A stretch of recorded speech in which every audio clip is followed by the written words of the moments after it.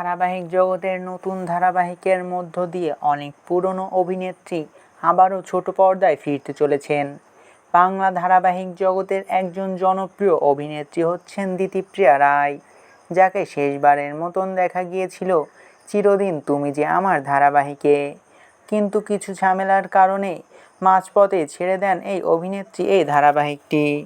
তারপর থেকে দিতিপ্রিয়া রায়ের দর্শকের অপেক্ষায় ছিল আবারও কবে পর্দায় ফিরবেন এই অভিনেত্রী।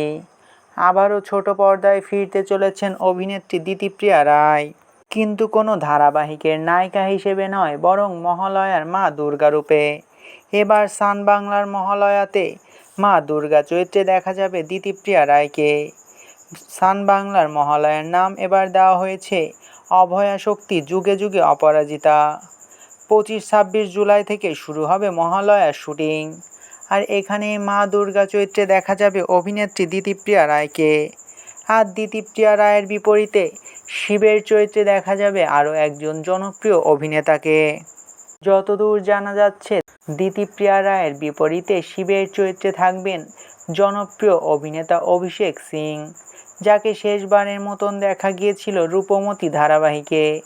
রূপমতিও ছাড়াও বিভিন্ন ওয়েব সিরিজে অভিনয় করেছেন এই অভিনেতা। আর এবার সান বাংলার মহালয়াতে মা দুর্গার চরিত্রে থাকছেন জনপ্রিয় অভিনেত্রী দিতিপ্রিয়া রায় ও শিবের চরিত্রে থাকছেন জনপ্রিয় অভিনেতা অভিষেক সিং। ইতিমধ্যেই দুইজনকেই ফাইনালাইজড করে ফেলেছে চ্যানেল। এই মাসেরই 24-25 তারিখ থেকেই শুটিং শুরু করবেন অভিনেত্রী দিতিপ্রিয়া রায় ও অভিনেতা অভিষেক সিং।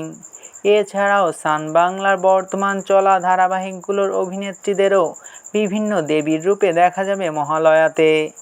এই বিষয় নিয়ে আপনার কি মতামত, তা অবশ্যই কমেন্ট করে জানাতে পারেন। ভিডিওটি ভালো লাগলে চ্যানেলটিকে সাবস্ক্রাইব করে আমাদের সাথেই থাকবেন। আপনাদের ভালোবাসায় আমাদের সামনে এগিয়ে যাওয়ার শক্তি যোগায়।